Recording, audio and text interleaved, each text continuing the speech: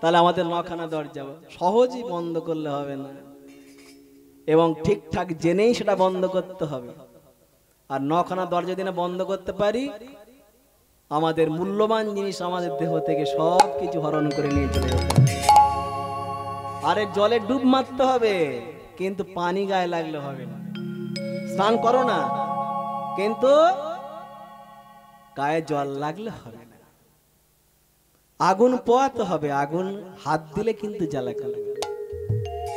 ঠিক আছে, আগুন পোয়ানো খুব ভালো, শীতের সময় ভালো লাগে না? আহ কি সুন্দর, যে ঢুকেছে ভিতরে সেই জানতে পেরেছে কি সংসারটা তেমন।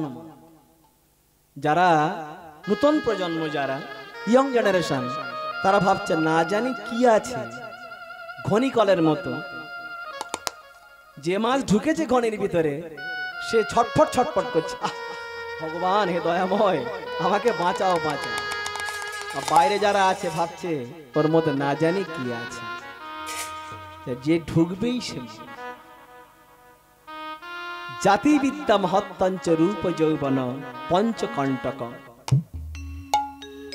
জাতির অহংকার থাকলে ভগবানকে পাওয়া যাবে না। আমি ব্রাহ্মণ, আমি শ্রেষ্ঠ, আমি বৈষ্ণব, আমি শ্রেষ্ঠ, আমি আমি পয়সাওয়ালা, আমি কার কাছে মাথা নত করবো না, এই চটে বসবে। জাতির হবে অহংকার থাকলে হবে না, বিদ্যার অহংকার থাকলে হবে না। আমি ডবল এম এ পাস, আমি যাত্রার সঙ্গে কথা বলি না, এই অহংকার থাকলে। আমি মহৎ, তুই মহৎ, সে বিচার করবে ভগবান আর পাঁচজন। নিজে নিজে মহতের পরিচয় দিলে হবে না। হ্যাঁ, আমি মহৎ কর্ম করেছি, এই হরিবাসরে আমি 5,000 টাকা দিতে পারি, এই মন্দির নির্মাণে আমি 3,000 টাকা দিতে পারি, 10,000 টাকা দিতে পারি। আমার নামটা যেন সবার আগে খোদাই করা থাকে। এই যে অহংকার, মহতের অহংকার থেকে হয়। আপনি দান করুন, দান কিন্তু যেখানে সেখানে দান করলে হবে না। আপনার টাকা হয়তো মদ খোরকে আপনি দিলেন, সে মদকে উড়িয়ে দেবে, বারবনিতায় গিয়ে খরচা করবে, নেশা করে অতিবাহিত করবে, সে টাকা মহৎ কাজে যাবে না। দান ঠিক জায়গায় করতে হবে। ক্ষুদ্র ক্ষুদ্র প্রয়াসে এই হরিবাসরটা আরে বড় হতে পারে। আমরা সবাই মিলে এগিয়ে আসুন ছোট্ট ছোট্ট দানে। আগামী দিনে যেন এই হরিবাসরটা আরো বড় হতে পারে, আরো প্রাঞ্জল হতে পারে, উজ্জ্বল হতে পারে। সবার প্রচেষ্টা, একার দ্বারা তো সম্ভব নয়। গোষ্ঠীবদ্ধ জীবন, ঠিক আছে, গোষ্ঠীবদ্ধ জীবন। আপনি মৌমাছি দেখেছেন তো? বলতার চাক, ভিমরুলের চাক দেখেছেন? একটা কিন্তু ভিমরুলের ক্ষমতা নেই আপনাকে কামড়ে জব্দ করতে পারে। আপনি কাছাকাছি যাবেন, দেখবেন 10 থেকে 100 খানা আরো বেশি, সবাই ঝাঁপিয়ে পড়ে বলে মানুষের মতো বুদ্ধিমান মানুষ পাগলা হয়ে ছোটে। কেন?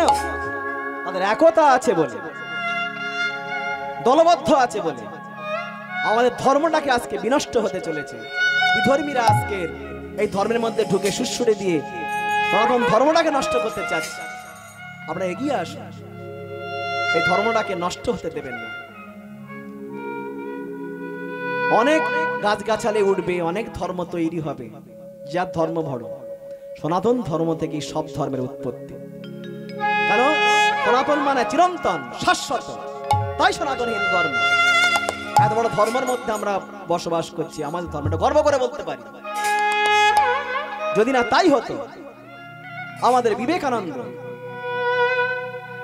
চিকাগো শহরে যখন গেল, যখন ধর্ম সম্মেলনে ভাষণ দিয়েছিলেন মা, সেই ভাষণে সব ধর্মগ্রন্থ ওদের অপমান করার জন্য আমাদের শ্রীমদ্ ভাগবত গীতাটাকে নিচে রাখা হয়েছিল। তারপর রাখা হয়েছিল খ্রিস্টান, তারপর রাখা হয়েছিল বাইবেল, তারপরে কোরআন, অমুক তমুক ধর্ম, ত্রিপিটক থেকে আরম্ভ করে সব ধর্ম রাখা হয়েছে। বিবেকানন্দকে ছোট করতে চাওয়া হয়েছে। বিবেকানন্দকে জিজ্ঞেস করা হলো, বিবেকানন্দকে বলতো কোন ধর্মগ্রন্থটা বড়? বিবেকানন্দ বলল, আরে তোমরাই তো বিচার করে রেখেছো। বলছে কেন? দেখবে শ্রীমদ্ ভাগবত গীতাটাকে এরকম টান মেরেছে, সব ধর্মগ্রন্থগুলো নট নট করে পড়ে গেল। দেখুন আমার ধর্মগ্রন্থ নিচে আছে বলে ভিত স্বরূপ, তাই তোমার ধর্মগ্রন্থ পরপর পরপর দাঁড়িয়ে আছে। ঠিক আছে, আমি সরিয়ে নিলে সব কটা ধর্ম পড়ে যাবে, সব পড়ে টুকরো টুকরো হয়ে যাবে, তছনছ হয়ে যাবে। সেই চিকাগো শহরে পরবর্তীকালে ধর্ম সম্মেলনে গিয়েছিলেন আমার মহানামব্রত ব্রহ্মচারী।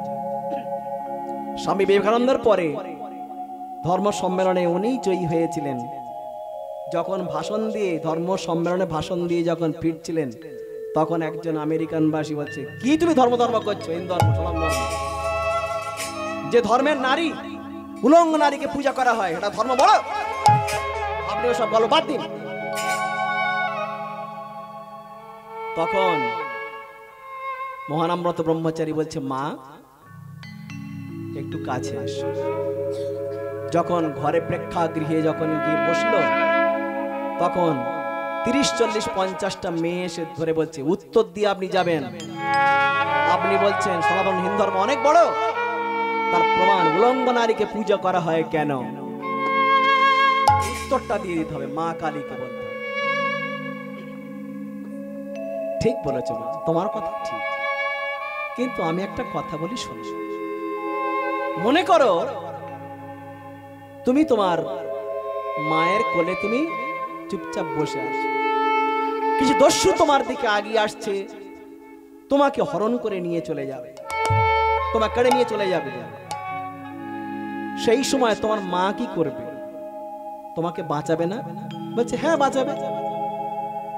তাহলে তোমাকে বাঁচাতে গিয়ে দস্যুদের সঙ্গে যদি যুদ্ধ করতে করতে, তাদের সঙ্গে মারপিট করতে করতে তোমার মায়ের যদি কোনো কাপড়টা যদি খুলে যায়, তুমি পূজা করবে না? মা বলে মানবে না তুমি? বলছে হ্যাঁ মানব। তেমনি আমাদের মা কালী মা যখন অসুরদের অত্যাচারে অত্যাচারিত স্বর্গদেব স্বর্গ, তখন মা আমার জগৎবাসী সন্তানদের রক্ষা করবার জন্য যুদ্ধ করতে গিয়ে বস্ত্রটা দেহ থেকে চলে গিয়েছে। তাই আমরা মায়ের আসনে বসিয়ে নারীকে আমরা পূজা করি ওই জন্য। ঠিক আছে, ওই জন্যই আমরা পূজা করি। তখন আমেরিকার মা গুলো কি করেছিল জানো? মহানামব্রত ব্রহ্মচারীর চরণ জড়িয়ে দেবে বলছে, হে মণিবর, হে যোগী সন্ন্যাসী, আমাদের ভুল হয়ে গেছে, আপনি আমাদের ক্ষমা করুন, আপনি আমাদের ক্ষমা করুন।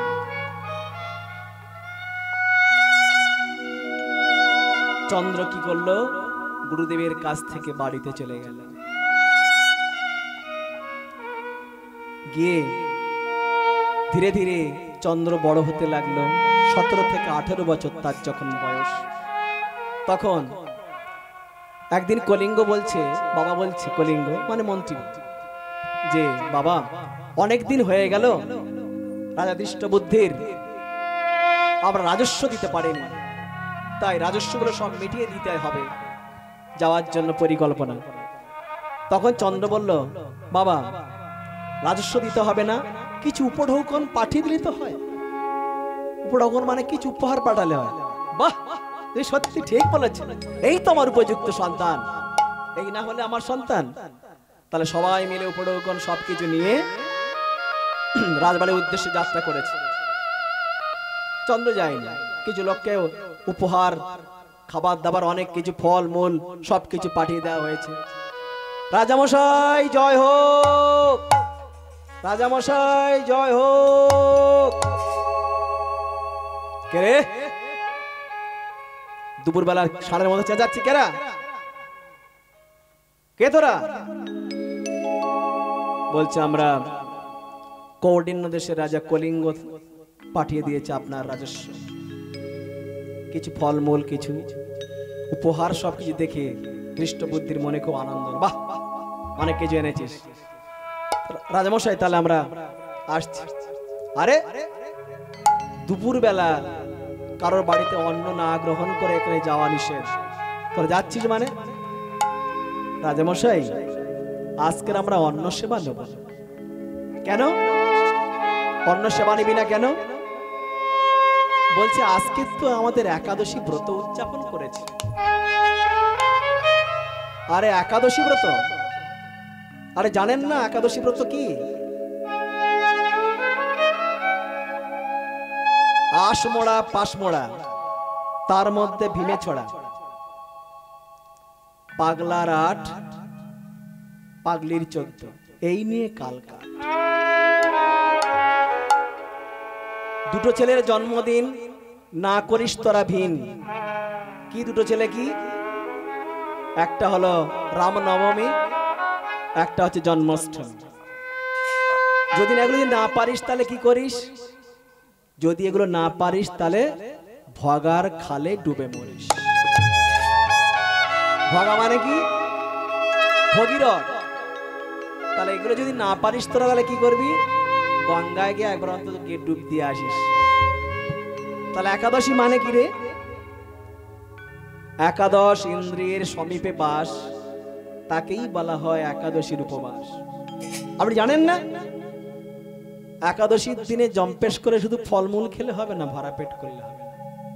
আমি একাদশী করলাম আর এক থালা ফল সবজি কিনে নিয়ে তৈরি করে নিয়ে জম্পেশ করে খিদেটা দূর করলাম, এটা একাদশী নয়।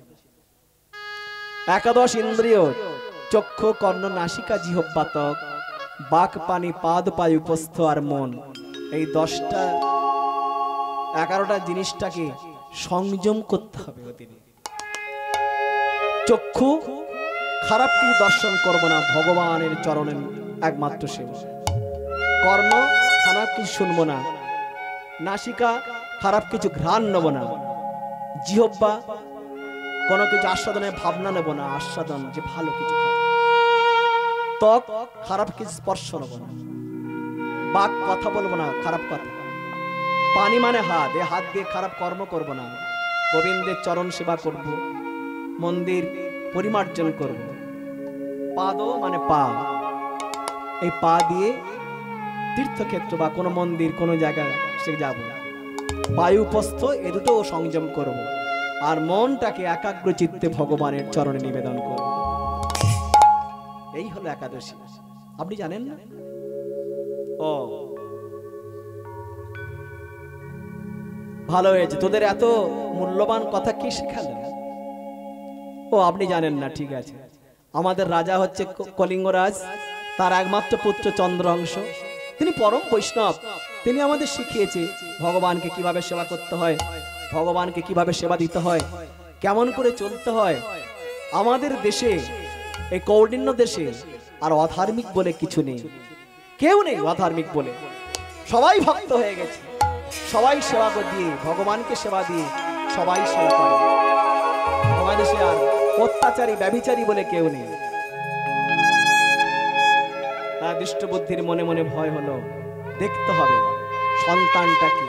আমার মনে কৌতূহল জাগল, দেখতে হবে সে সন্তানটা। ছল করে একদিন কলিঙ্গরাজের বাড়িতে গিয়ে উপস্থিত।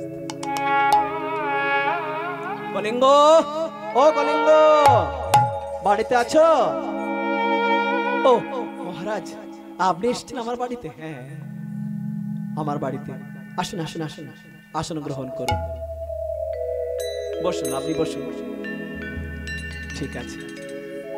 আচ্ছা, তোমার সন্তানের মানে তোমার ছেলের অনেক গুণগান শুনেছি, খুব দেখার ইচ্ছা হচ্ছে। এমন সময় চন্দ্র, চন্দ্র, বাবা চন্দ্র, এদিকে এসো। কি হয়েছে পিতা? রাজামশাইকে প্রণাম করো। প্রণাম করছে। চন্দ্রকে দেখে অবাক হয়ে গেল, কি অপূর্ব দেখতে লাবণ্য ছিল। মনে মনে হলো এই সন্তান তো নয়, এই সন্তান যদি হতো আমার মন্ত্রিত, তাহলে আমি খবর পেতাম না। চন্দ্র ঘরের মধ্যে যাওয়ার পরেই মন্ত্রীকে ডেকেছে, কলিঙ্গ আমার কাছে এসো, বলো, সত্য করে বলো আমার কাছে, এই সন্তান কার? রাজামশাই, এই সন্তান আমার। না, সত্য করে বলো, তা না হলে তোমার মুন্ডু ছেদন করব। সত্য কথা শুনুন মহারাজ, আমি হরিণ শিকার করার জন্য অরণ্যের মধ্যে গিয়েছিলাম। একটা ছোট্ট শিশু গাছতলায় কান্নাকাটি করছে। আমি জিজ্ঞেস করলাম তার বাবা মা কেউ নেই, আমারও তো সন্তান নেই, তা যদি সেই সন্তানটাকে যদি বড় করে যদি আমি আমার সন্তান রূপে পাই, আপনি বলুন এই সন্তান আমার ছাড়া কার হতে পারে? ও হ্যাঁ, আচ্ছা আচ্ছা আচ্ছা। রাজা কি করলো? রাগটাকে সংবরণ করলো, মনে মনে ভাবলো তাহলে যে চণ্ডালগণদের বলেছিলাম মারার জন্য, তাহলে মারেনি, এই সেই ছেলে, এই সেই ছেলে। ও তাহলে যে কোনো মূল্যে একে প্ল্যান মাফিক মারতে হবে, মারতে হবে। সঙ্গে সঙ্গে একটা বুদ্ধি করলো। কি বুদ্ধি? ও একটা পত্র পাঠাতে হবে, পত্র লিখতে হবে। এই কলিঙ্গ, একটা খাতা পেন দাও তো। খাতা পেনে লিখে দিচ্ছে। কে? দৃষ্টবুদ্ধি ছেলের নাম মদন। মদন, আমি তোমাকে একটা পত্র দিলাম, পত্র পাওয়া মাত্র বিষ প্রদান করিবে। কি লেখা থাকলো? যে মদন, আমি তোমার কাছে চন্দ্রকে পাঠাচ্ছি, পত্র পাওয়া মাত্র বিষ প্রদান করিবে। লিখে দিয়ে সুন্দর একটা চিহ্ন করে দিয়ে বলছে, দেখো চন্দ্র, আমি শুনেছি তুমি পরম ভক্ত, কিন্তু শিব আর বিষ্ণুকে ভেদ করলে যে মহাপাপ হয়, তেমনি পত্র খুললে তোমার সেই পাপ হবে। তাই তোমার কাছে আদেশ থাকলো, প্রতিজ্ঞা করো এই পত্র তুমি খুলবে না। আপনার আদেশ আমি শিরোধার্য করলাম,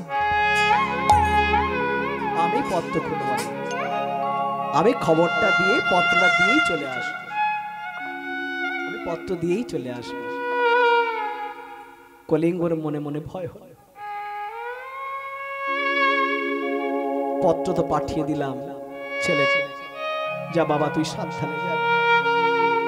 পিতামাতার চরণে প্রণাম করে, দৃষ্টবুদ্ধিকেও প্রণাম করল, পরম বৈষ্ণব।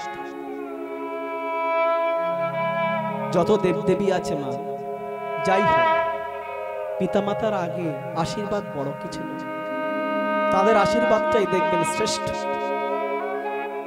পিতামাতার আশীর্বাদ। পিতামাতাকে প্রণাম করে বলছে, ভগবান যদি আমার কপালে যদি মৃত্যু থাকে, আমি মৃত্যুবরণ করে নেব। মনে মনে ভাবছে যে যাই পত্রটা দিয়ে চলে আসে। যাচ্ছে, অনেক দূর তো যাচ্ছে, চারিদিকে প্রখর রৌদ্রে, বহু কষ্ট। আমি আর পারছি না, আর আমি পারছি না, ভগবান আমি আর পারছি না, আর আমি পারছি না, বহু কষ্ট হচ্ছে গরমে। হে ভগবান,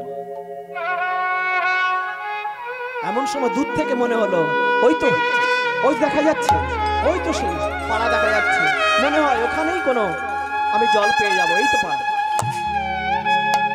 কাছাকাছি গিয়ে দেখলো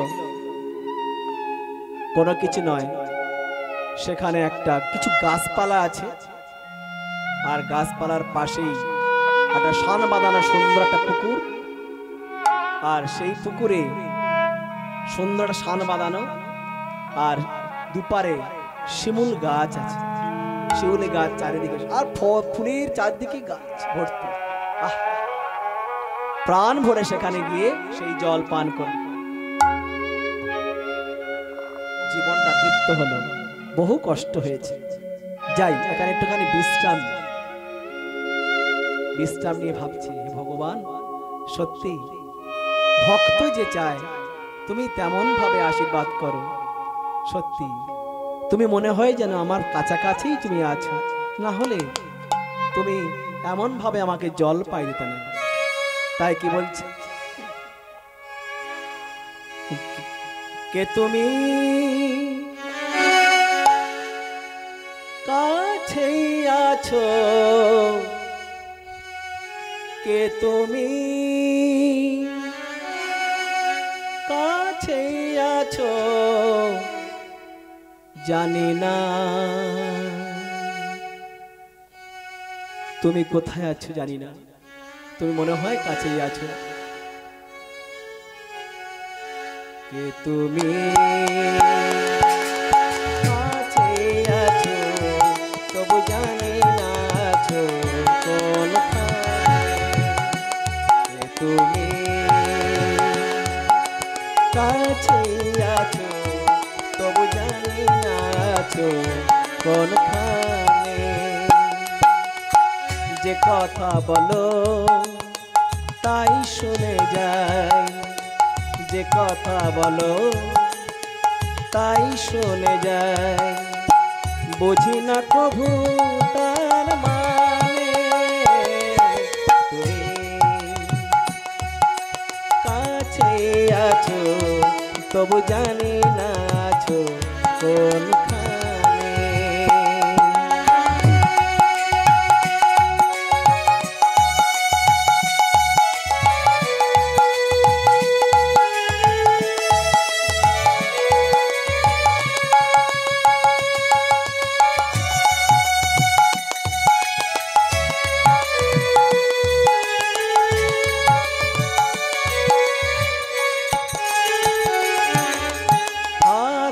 ধরে আমাকে জ্বালাম অন্ধকারে প্রদীপ জ্বালাম, হাতটি ধরে আমাকে জ্বালাম অন্ধকারে প্রদীপ জ্বালাম। চোখের দেখায় দেখি না কভু, চোখের দেখায় দেখি না কভু, বুঝি না কভু তার মানে। যে কথা বলো তাই শুনে যাই, যে কথা বলো তাই শুনে যাই, বুঝি না কভু তার মানে। কাছেই আছো, তবু জানি না আছো কোনখানে।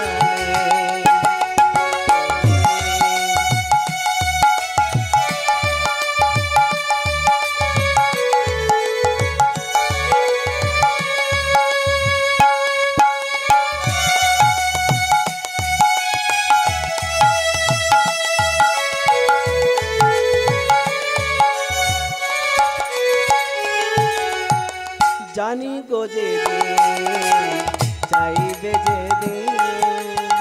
থামতে হবে আমায় সেদিন। আমি গো যে চাইবে যে থামতে হবে আমায় সেদিন। পাথর চরণ দাঁড়িয়ে যাবে, পাথর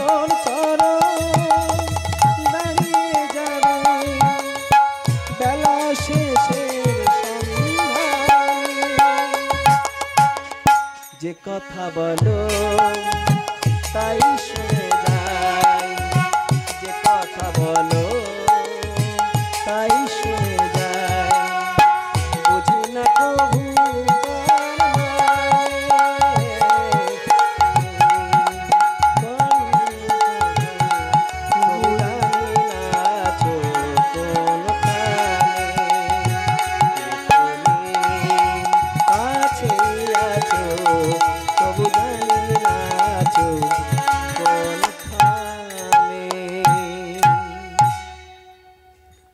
ট্রিটা হাতে নিয়ে বিশ্রাম নিতে নিতে কখন যে ঘুমিয়ে পড়েছে। এমন সময় কি করলো মা, দধিমুখের মানে দৃষ্টবুদ্ধির মেয়ে, নাম তার বিষয়া, সখীগণদের সঙ্গে নিয়ে ওই পুকুরে প্রত্যেকদিন স্নান করে, শিব পূজা করে, ফুল চয়ন করে। স্নান সেরে উঠে দেখে অপূর্ব এক সুন্দর সুন্দর এক অপূর্ব সুন্দর একটা পুরুষ। এই ভগবান, আমি তো জীবনে কোনোদিন এত সুন্দর পুরুষ দেখিনি। যেন আকাশের পূর্ণিমার চাঁদ যেন নিচে যেন এসেছে। সত্যি আমি তো শিবের পূজা করি, মনে হয় ভগবান পাঠিয়ে দিয়েছে। না জানি কত সুন্দর দেখতে, যদি আমি একে স্বামী রূপে যদি পেতে পারি তাহলে আমার মনোবাসনা পূর্ণ হবে। হে ভগবান, কি করে বাঁচানো যায়? দেখি হাতে ওটা কি, দেখি এটা কি। এটাই যদি আমি স্বামী রূপে যদি পাই তাহলে আমার মনোবাঞ্ছা পূর্ণ হবে। তুই এটা নিয়েই রাখে। দেখি এই তো আমার বাবার হাতের লেখা। দেখি কি লেখা আছে।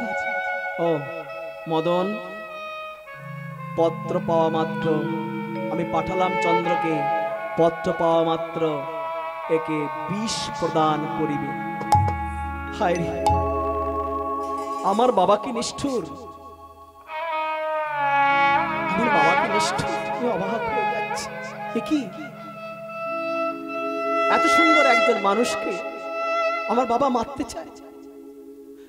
হে ভগবান, হে ভগবান, তুমি আমায় বলে দাও আমি কিভাবে এর জীবন ফেরাতে পারি, আর আমি যেন একে স্বামী রূপে পেতে পারি। অনেক ভাবনা চিন্তা করতে করতে কি করলো, নয়ন কাজল নখেতে লইয়া, নয়ন কাজল নখেতে লইয়া লিখিল পত্র পরে,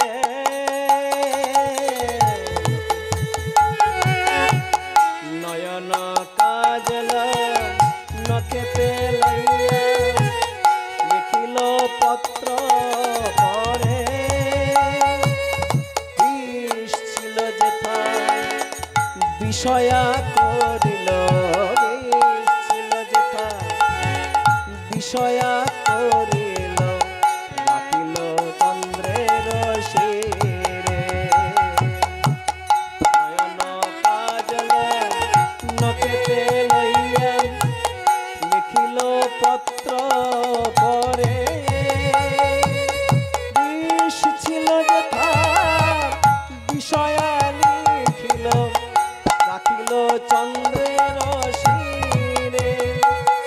এই লীলাময়ে লীলা জানিতে কে বা পারে, লীলাময়ের লীলা জানতে কবে, জানতে পারে, লীলাময়ের লীলা কে জানিতে পারে, দয়াময় যার সহায় আছে, আমার লীলাময়ের লীলা কেবা জানিতে পারে, এবার দয়াময়ের সহায় আজি, দয়াময়ের লীলা জানিতে পারে, এবার লীলাময়ের লীলাকে বা জানিতে পারে, দয়াময়ের দয়ায় সব লীলাকে বা জানিতে পারে, লীলাকে বা জানিতে পারে। তাহলে চোখের কাজল নিয়ে কি করলো, বিষ যেখানে আছে সেখানে অন্তস্থ আকারটা বসিয়ে দিল, বিষয়া করে দিল, দিয়ে এদিকে বিষয়া মনের আনন্দে শিবের কাছে গিয়ে, জয় বাবা ভোলানাথ, তুমি আমার সত্যি, আমার মনোবাসনা মনে হয় পূর্ণ হতে চলেছে। দাদা মদন পত্রটা খুলে দেখবে কি লেখা থাকবে সেখানে। মদন, আমি চন্দ্রকে পাঠালাম, পত্র পাওয়া মাত্র বিষয়াকে প্রদান করি। এটা পড়ে দাদা কি করবে, আমাকে তাহলে চন্দ্রের হাতে সমর্পণ করবে, আমার মনোবাসনা পূর্ণ হবে। একই হঠাৎ চন্দ্রের ঘুম ভেঙে গেল, একই অনেক বেলা হয়ে গেছে, ছি ছি ছি ছি ছি, আমি কখন যাব, এই পত্রটা দিয়ে আমাকে আবার ফিরতে হবে। হায় রে বিধাতা, ছি ছি ছি, আমি কখন ঘুমিয়ে পড়লাম। ঊর্ধ্বশ্বাসে ছুটলো, ছুটতে ছুটতে ছুটতে ছুটতে গিয়ে রাজবাড়িতে গিয়ে উপস্থিত, মদনের কাছে গিয়ে বলছে, দাদা আপনার বাবা একটা পত্র পাঠিয়েছে, এই পত্রটা আপনি পড়ুন। আমি এক্ষুনি চলে যাচ্ছি। আরে বসো, অন্তত এক গ্লাস জল খেয়ে যাবে তো, বসো বসো। বাবা দৃষ্টবুদ্ধি, কূটনৈতিক চরিত্র খারাপ হলে কি হবে? মদন কিন্তু খুব ভালো। তার মনে হলো আরে বসো, ওর বিচলিত হচ্ছে কেন? বসো, 5টা মিনিট বসো, অনেক দূর থেকে তো এসেছে, বসো। পত্রটা পড়ে দেখলো, মদন, আমি চন্দ্রকে পাঠালাম, পত্র পাওয়া মাত্র বিষয়াকে প্রদান করিবে, তা না হলে তোমার বিপদ হবে। মদন তখন বলছে, বাবা তুমি আমার একই দায়িত্ব দিলে, একই দায়িত্ব, তুমি এখানে নেই আর আমি আমার বিষয়া সুন্দরী, আমার বোন অপূর্বা সুন্দরী, আর চন্দ্র তো অপূর্ব সুন্দর, খুব ভালো, সেটা ঠিক না আছে, কিন্তু এই কর্মটা তুমি আমার উপর দায়িত্ব দিলে। ঠিক আছে, এ কে কোথায় আছিস? কে কোথায় আছিস?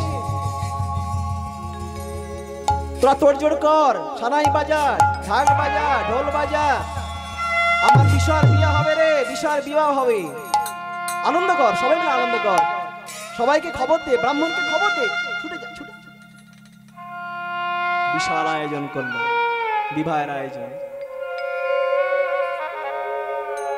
সেই দিন বিষয়ের সঙ্গে তাহলে চন্দ্রের সুন্দরভাবে বিবাহ হলো। আর এদিকে বিবাহ হওয়ার পরে দুজনেই তো কথোপকথনে ব্যস্ত। বিষয় বলছে, চন্দ্র, শেষ আমি তোমাকে পেয়ে আমার জীবন ধন্য, আমি ধন্য পৃথিবীতে, তোমার মতো একজন স্বামীকে পেয়েছি, এটাই আমার ধন্য। আমি মনে মনে তোমাকে কামনা করেছিলাম প্রতিরূপে পাওয়ার জন্য, তোমাকেই পেয়েছি। তাই দুজনে মিলে আজকে রাধা মাধবকে সুন্দরভাবে সাজাচ্ছে, সুন্দরভাবে সাজাচ্ছে। আমরা বাহ্যিক দিক থেকে সাজাই কি, কেউ চুল সুন্দরভাবে আঁচড়াই, ভগবানের দেওয়া রূপটাকে আমরা পছন্দ করি না। মা ভ্রু যা থাকে সেটা আবার দোকানে গিয়ে তার যে টাকা বাকি আছে সরু করে দিই। ভগবানের দেওয়া ঠোঁটটাকে আমরা অবহেলা করি কি, সেখানে আবার রং চাপাচ্ছি। ভগবানের দেওয়া চুল কালো, সেটা আবার অনেক রকম কালারিং করছে। আবার দেখা যাবে দুপারে এমন ভাবে চেঁচে পরিষ্কার করেছে মা, সে দেখলে সত্যি অবাক হয়ে যেতে হবে, সে যা ছাঁট। এখন বর্তমান যুগে এসেছে এগুলো, এইসব ছাঁটগুলো, তারা ভগবানের দেওয়া রূপ, হ্যাঁ, আমাদের কোনোদিন পছন্দ হয় না। তার ভক্তের জন্য কিন্তু ভগবানই সবসময় চিন্তা ভাবনা করে। একদিন ভগবান কৃষ্ণ তা ডাকাত একটা, তার নাম হচ্ছে মাধব, সে প্রত্যেকদিন তরবারি নিয়ে এরকম করে ধারালো করে, 3টে তার ধারালোর অস্ত্র আছে, প্রত্যেক দিন সে শান দেয়, আর মুখে অনবরত তার কৃষ্ণ নাম আর ধারালো অস্ত্র শান দেয়। একদিন ভগবান কৃষ্ণ কি করে, সে তো গাছতলা থাকে, ছোট্ট একটা কুঁড়ে ঘরে, ভগবান কৃষ্ণ গোটা 6 ইট, অন্যের ইট মাথায় করে নিয়ে আস্তে আস্তে এরকম করে যাচ্ছে। আর একটা বেটা, একজন দেখবেন দেবতাদের মধ্যে একজন আছে, তার দেখবেন দিন রাত ঘুম নেই, সারাক্ষণ নারায়ণ নারায়ণ নারায়ণ নারায়ণ নারায়ণ। কে মা, তার নাম কি? নারদ। তাহলে ইটগুলো মাথায় করে নিয়ে যখন ভগবান যাচ্ছে, নারদ বেটা সেখানে গিয়ে, ও ভগবান, এ কি স্টাইল তোমার আজকে, তুমি তো ভক্তের ভগবান শুনেছিস, ঠিক আছে, মাথা ইট কেন? সর্বনাশ, ধরা পড়ে গেলাম।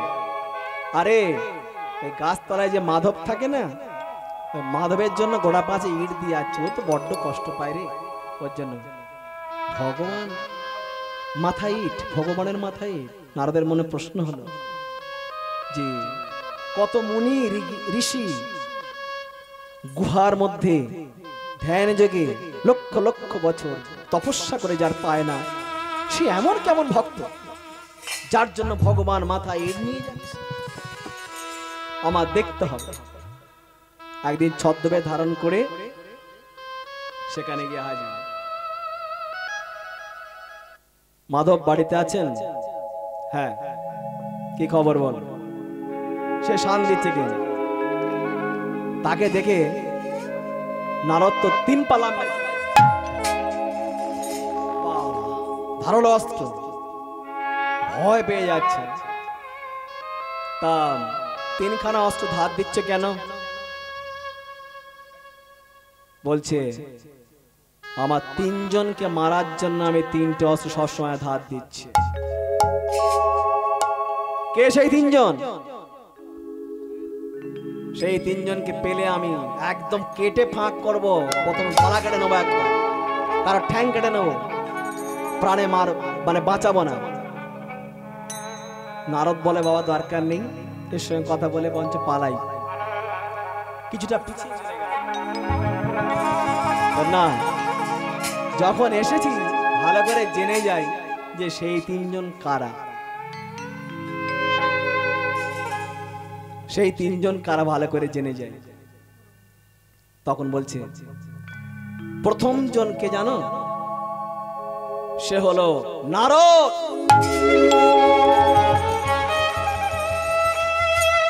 সর্বনাশ, নারদ তো লাম মেরে পিছে চলে গেছে। বলছে কেন? নারদের অপরাধ কি? বলে এই বেটা আমার ভগবানকে ঘুমাতে দেয় না, সারাক্ষণ নারায়ণ নারায়ণ নাম করছে, ঘুমাতে দেয় না। ওর পেলে আমি গলা কেটে নেব। সর্বনাশ, সাধুটা জেনে যাই, জেনে পালাবো। দ্বিতীয় জন কে বাবা? ও তার নাম হলো ভক্ত প্রহ্লাদ। সারাক্ষণ ভগবান ভগবান করে সে সারাক্ষণ শুধু ভগবান কৃষ্ণ কৃষ্ণ কৃষ্ণ কৃষ্ণ করে। ওকে পেলে আমি গলা কাটব। 3 নম্বরটা কে? বলে 3 নম্বর হলো অর্জুন। অর্জুন কেন, কি অপরাধ? বলছে জানো, আমার ভগবানকে সামনে রেখেছে সে। কুরুক্ষেত্রের মাঠে যখন যুদ্ধ হচ্ছে, কুরুক্ষেত্রের মাঠে যখন যুদ্ধ হচ্ছে জানো, আমার ভগবানকে সে সামনে রেখেছে। যত তীর যত বাণ আমার ভগবানের বুকে এসেছে, আর ও ব্যাটার পিছনে ছিল শুধু। আর যত আঘাত আমার ভগবান সহ্য করেছে জানো। আমার দয়াময় করুণাময় কত বুকে ব্যথা নিয়েছে বলো। তাই ভগবানকে কত কষ্ট পেতে হয়েছে। তাই ওকে পেলে একদম গলা থেকে কেটে নেব। নারদ মনে মনে ভাবল, সত্যি আমরা ভগবানকে ডাকি, ডাকাত হলে কি হবে? এর মনোবাসনা অন্য। এ সত্যি ভক্ত, কেন ভগবান তার জন্য ইট নিয়ে আসবে? তাই আমরা বাহ্যিক জগতে সাজাই মা, সাজি, নিজেরা সাজি, কিন্তু আজকের চন্দ্র সুন্দর করে সাজাচ্ছে ভগবান। যেমন শ্রীমতী রাধা ভগবান কৃষ্ণকে সুন্দর করে সাজাতো, কেমন ভাবে সাজাতো? পদকর্তা কি বলছেন? সাজো মোহন তুমি সাজো, মন ফুল চন্দনে প্রেম রাখি বন্ধনে। শ্রীমতী পূজারিনী আজ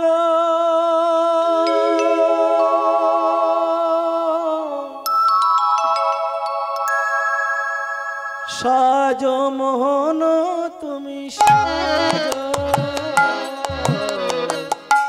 সাজো মোহন তুমি সাজো, মন ফুল চন্দনে প্রেম রাখি বন্ধনে। মন ফুল চন্দনে প্রেম রাখি বন্ধনে। মাটি পূজারিনী সাজ মোহন তুমি সাজ সাজ মোহন তুমি সাজ।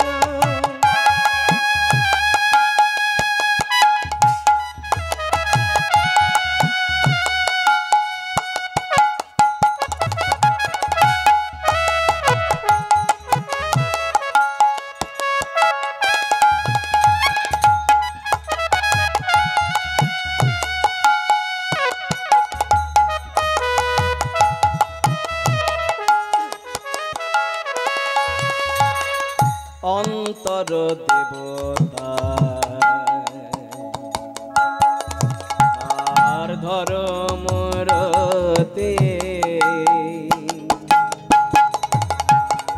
প্রাণের প্রদীপে তোমার করে বোয়ারতে অন্তর দেবতা এবার ধর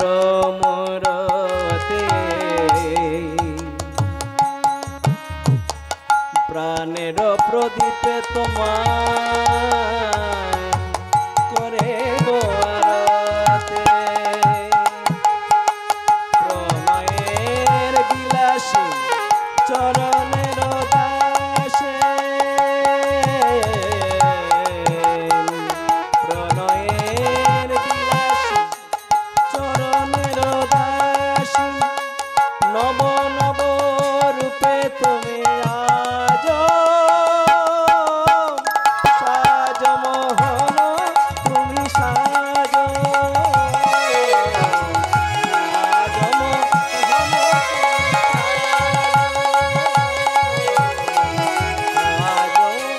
তুমি সাজ তুমি চির সুন্দর চিরয় অভিলাষে তুমি চির সুন্দর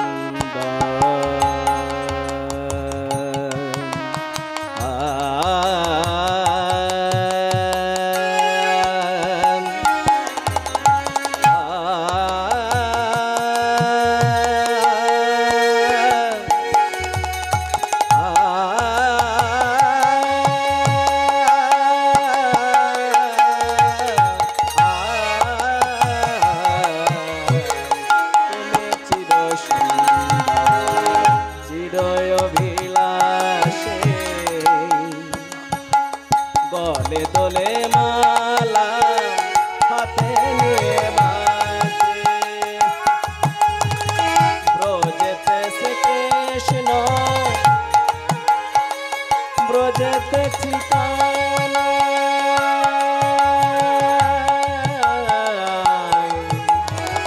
ব্রজেতে শ্রীকৃষ্ণ ব্রজেতে যে কানাই নব নব রূপে তুমি আজ সাজ মোহন তুমি সাজ সাজ তুমি সাজ সাজ মোহন তুমি সাজ। হে ভগবান, এমন সময় সখীদের মাধ্যম দিয়ে একটা খবর গেল, বিষয়া বিষয়া বাবা তোকে ডাকছে। কি আমাকে? না না না না না না, এই তোর স্বামী চন্দ্রকে ডাকছে। কেন রে? কেন তুই জানিস না? আমি জানি না কেন। তখন বিষয়ের মনে ভয় হলো, এ কি বাবা ডাকছে, বাবার তো মনোবাসনা তো খারাপ, ইচ্ছাটা খারাপ, আমার স্বামীকে যদি বধ করে দেয়। স্বামী তুমি যাবে না, আমার বাবার কাছে গেলে তোমাকে হত্যা করবে, তোমাকে হত্যা করবে, আমি তোমাকে যেতে দেবো না। বিষয়া চোখের জলটা মোছো, তুমি চোখের জল মোছো, চোখের জল ফেলো না। কৌডিন্য দেশের রাজা তো উনি, রাজ আজ্ঞা পালন করা প্রজার কর্তব্য।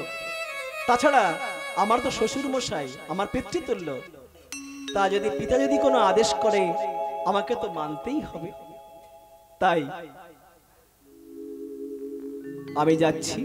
আর ভগবান যদি আমার মৃত্যু রাখে তাহলে কার বা সাধ্য আছে আমাকে বাঁচাবে? আর ভগবান যদি আমার রক্ষা করে কারোর সাধ্য নয় যে আমাকে কেউ মারতে পারে। তোমার চিন্তা করতে হবে না। বলুন পিতা, আপনি ডেকেছেন? হ্যাঁ, আমি তোমায় ডেকেছি চন্দ্র। আমাদের পরিবারের একটা আদেশ আছে, নির্দেশ আছে। কি নির্দেশ? পরিবার নির্দেশ আছে যে কি ওই মা কালীর আমাদের পূজা দিয়ে, আমার বাস্তু তো আছে, বাস্তুর মধ্যে মা কালীর একটা মন্দির আছে। ওই মন্দিরে যে নতুন জামাই হয় এই পরিবারের এখানে এলাকার, ওই মন্দিরে গভীর নিশীথে গিয়ে রাত 12টার পরে গিয়ে সেখানে গিয়ে পূজা দিতে হয়। তাই তোমার সাথে কেউ যাবে না। সব পূজার অর্ঘ্য সবকিছু তোমাকে হস্তে দেওয়া হবে। তুমি পূজা নিবেদন করেই চলে আসো। ঠিক আছে? এদিকে প্ল্যান পরিকল্পনা করছে, এদিকে চণ্ডালগণদের বলেছে, চণ্ডালগণ তোমরা ওই মন্দিরের পিছনে সব দাঁড়িয়ে থাকবে।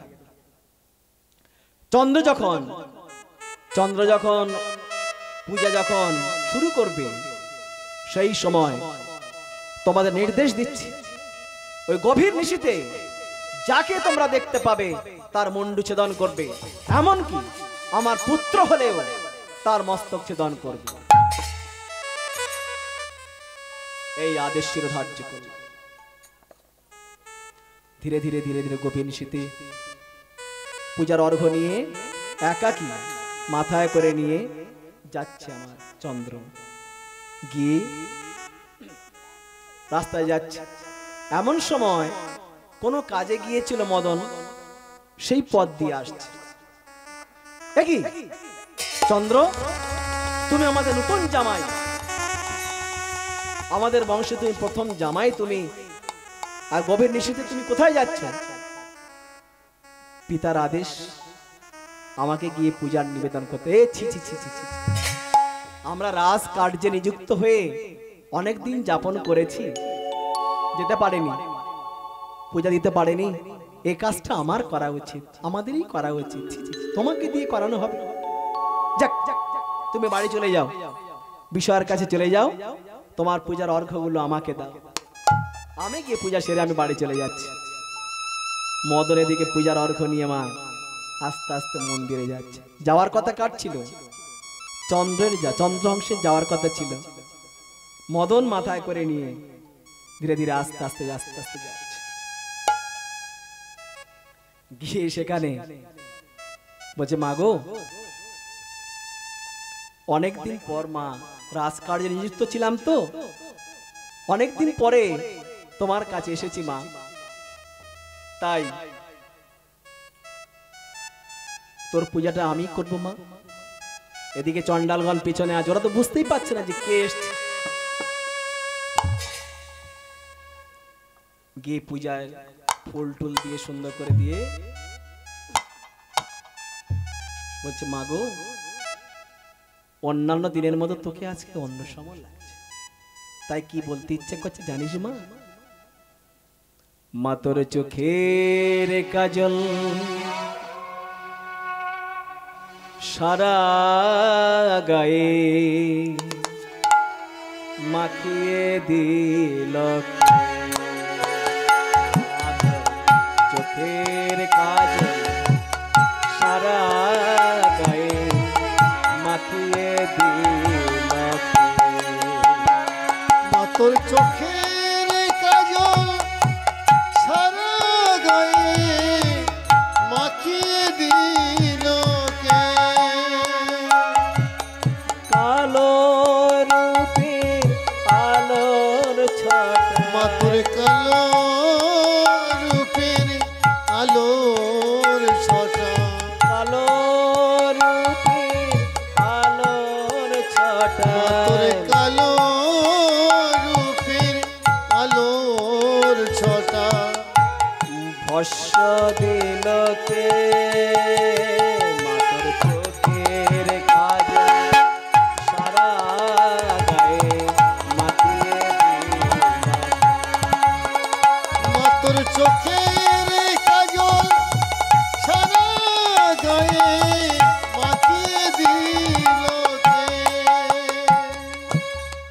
এলো কেশে ঘুরে বেড়া এলিয়ে দিয়ে কেশমা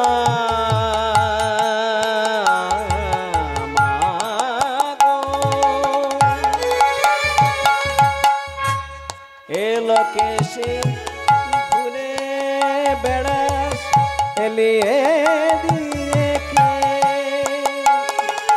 দেখি যে মান মনি মায়া মার হে যোগিনী রে কালো রূপের আলোর ছটায় কালো রূপের আলোর ছটা মাতুর কালো রূপের আলোর ছটা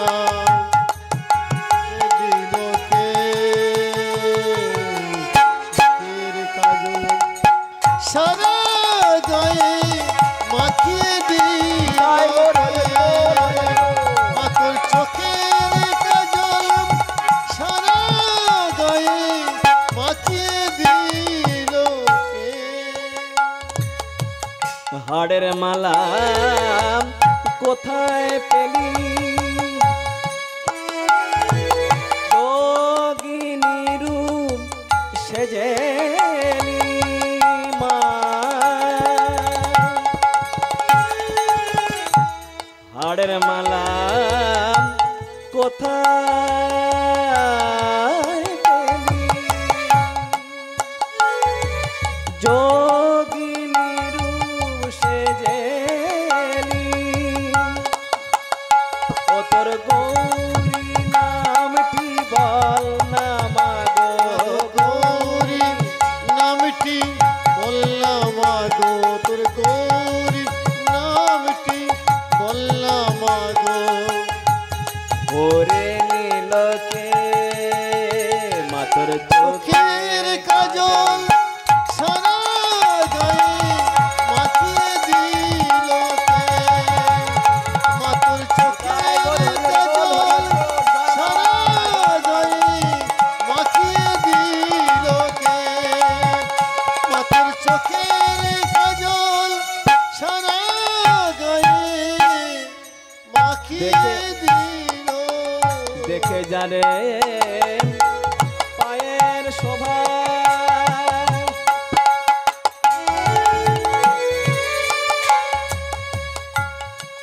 পা নয় তো যেন রক্ত জবা। দেখে জানে পায়ের শোভা মা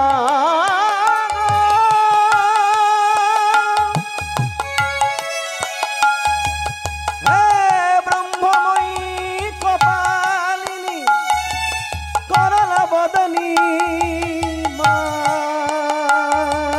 মা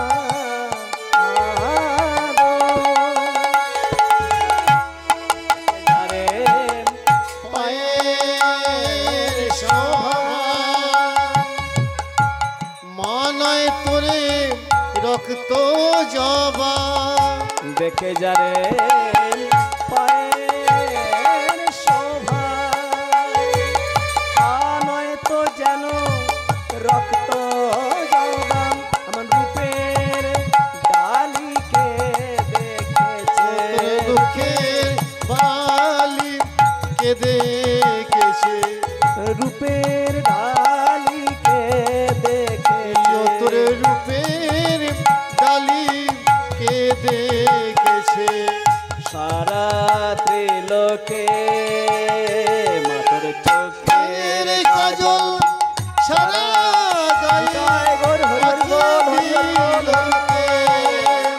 মাতুর জয় মা জয় মা জয় মা সারা গায়ে মাখিয়ে দিল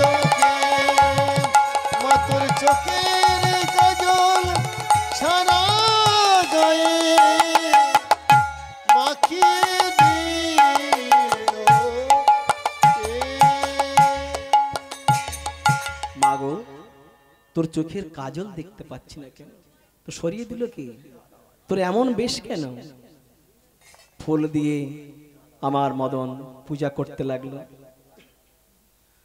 ওং সর্বমঙ্গল মঙ্গলে শিবে সর্বার্থ সাধিকে শরণ্যে ত্রম্বকে গৌরী নারায়ণ নমস্তুতে শিষ্টে স্থিতি বিনাশনং চতুর্ভূত সনাতনে গুণাশ্রয়ে গুণময়ী নারায়ণী নমস্তুতে। জয়ন্তি মঙ্গলকালী ভদ্রকালী কপালিনী দুর্গা শিবে সমাধাত্রী সর্বশাস্ত্রে হরি হরি হরি ওম নমো শিবায় শান্তায় করণাত্রয়ে তবিম নিবেদয়ামি চাত্মানং তঙ্গতি পরমেশ্বর।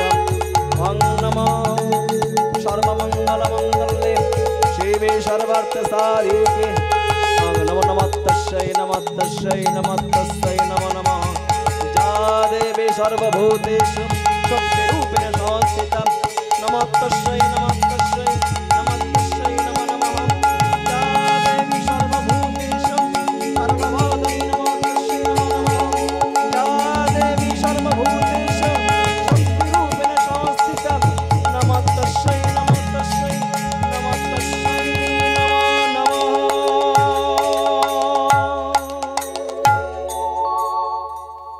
চণ্ডালগণ পিছন থেকে এসে মদনের মুন্ডটা ছেদন করে দিল।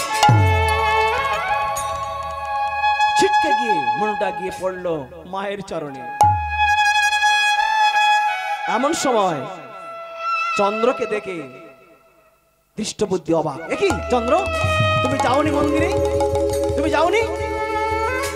বলছে আমার সঙ্গে দাদার তো পথে দেখা হয়ে গেল। দাদা বলল তোমার পূজা করতে হবে না, আমি পূজা অর্চনা করতে যাচ্ছি, এ তো আমারই কাজ। আমার কাছ থেকে দাদা গেল। দৃষ্টবুদ্ধির আর বুঝতে দেরি হলো না যে সব শেষ হয়ে গেছে। এতক্ষণ উদ্ধুষায় ছুটে করে চলেছে মদন।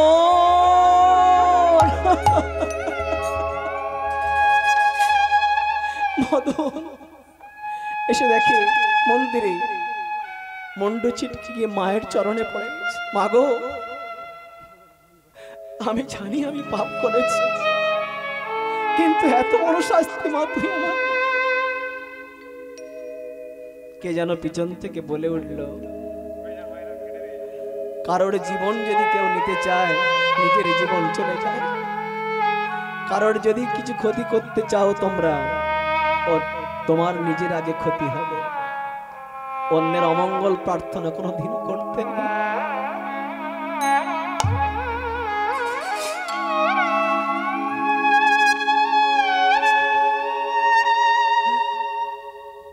বলি মহারাজের কন্যা ছিল, বলেছিল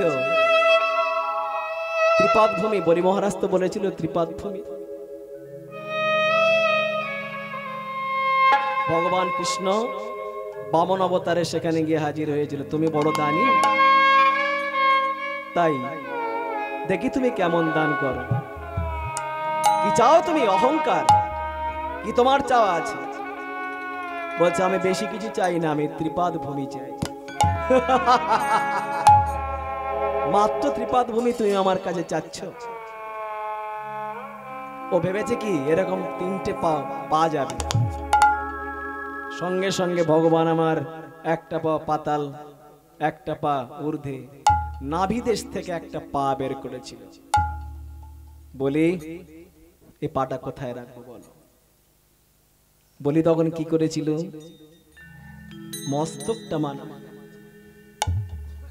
হে ভগবান আমার চরণ, আপনার চরণ আমার মাথায় রাখুন। তাহলে ভগবানের যার চরণ পায় সে কৃপা পায়। কিন্তু বলির কন্যা বলেছিল এমন সন্তান যদি আমি পেতাম, এমন যদি পেতাম, বিষ খাইয়ে মারা উচিত। পরবর্তীকালে ভগবান তো বলেছিল ঠিক তথাস্তু। সেই কন্যা কি হলো? পরবর্তীকালে দাপর যুগে পুতনা হলো। পুতনার ছোট্ট বয়সে পুতনা কি করেছিল? স্তনদুগ্ধ দিয়েছিল, বিষ খায়, বিষ মাখিয়ে দিয়েছিল স্তনে। এমন টান দিয়েছিল মা, একেবারে পুতনা চিত্তা। হ্যাঁ, তারা তুমি কারোর যদি ক্ষতি কামনা করো, যদি ক্ষতি করতে চাও, তোমার জন্য কিন্তু ভগবান সে শাস্তি বিচার আছে। তাই কাঁদতে কাঁদতে কাঁদতে কাঁদতে কি মা গো, এত বড় শাস্তি তুই আমায় দিলি মা, আমার এত অপরাধের শাস্তি। ছুটে গিয়ে চন্দ্রের চরণে, চন্দ্র সবাই তো ছুটে গেছে, বিষয়টি সবাই চন্দ্রের চরণে আছাড় কে পড়লো। চন্দ্র, তুমি এর মাতৃহিত ব্যবস্থা করতে পারো কেন? তোমার মতো ভক্ত বৈষ্ণব আমি অপমান করেছি, তোমাকে মারতে চেয়েছি বলে আজকে আমার সন্তান। তুমি একমাত্র পারো আমার সন্তানকে বাঁচিয়ে দিতে, তুমি আমার বাঁচিয়ে দাও। চন্দ্র বলল, আমি সামান্য তো নর মাত্র, আমি কেমন করে দাদার জীবন বাঁচাতে পারি? একমাত্র ভগবান ছাড়া, মা ছাড়া কিছু করতে। তাই মায়ের কাছে বলছে, মা গো, আমি সারা জীবনে যদি কোনো কিছু পুণ্য অর্জন করে থাকি, সেই পুণ্যর বলে মদনের জীবন তুই মা ফিরিয়ে দে, দে মা, ফিরিয়ে দে। তুই চুপ করে থাকিস না মা, মাটির প্রতিমা হয়ে চুপ করে থাকিস না, কথা বল মা, কথা বল, কথা বল। মৃন্ময়ী কথা বলো মা, মৃন্ময়ী কথা বলো মা, মৃন্ময়ী কথা বলো মা, মৃন্ময়ী কথা বলো মা। মাটির পড়তে হয়ে দাঁড়িয়ে থাকিস না শ্যামা, কথা বলো, কথা বলো, মৃন্ময়ী কথা বলো মা, মৃন্ময়ী কথা বলো মা, মৃন্ময়ী কথা বলো মা। কোটি সন্তান কাঁদে তোমার পাবো বলে, সবার জননী তুমি নেমা খুলে তুলে। কোটি সন্তান কাঁদে তোমায় পাবো বলে, সবার জননী তুমি নাও মা তুলে। মৃন্ময়ী কথা বলো মা, কথা বলো মা, মৃন্ময়ী কথা বলো মা। আহা, কথা বলবো, জীবন ফিরিয়ে দেবা। এমন সময় দৈববাণী হলো, চন্দ্র তোর কৃপা বলে, তোর পুণ্য বলে, তোর ক্রিয়াকলাপে আমি মুগ্ধ। বলার সঙ্গে সঙ্গে মদনের মুন্ডুটা মা দেহে জুড়ে গেল। সবাই মিলে জয়ধ্বনি দিতে লাগলো, মায়ের জয়ধ্বনি, জয় মা, জয় মা, জয় মা। মদন জীবন ফিরে পেল, সবাই মিলে হরি গুণগান গাইতে লাগলো, হরি গুণগান গাইতে লাগলো।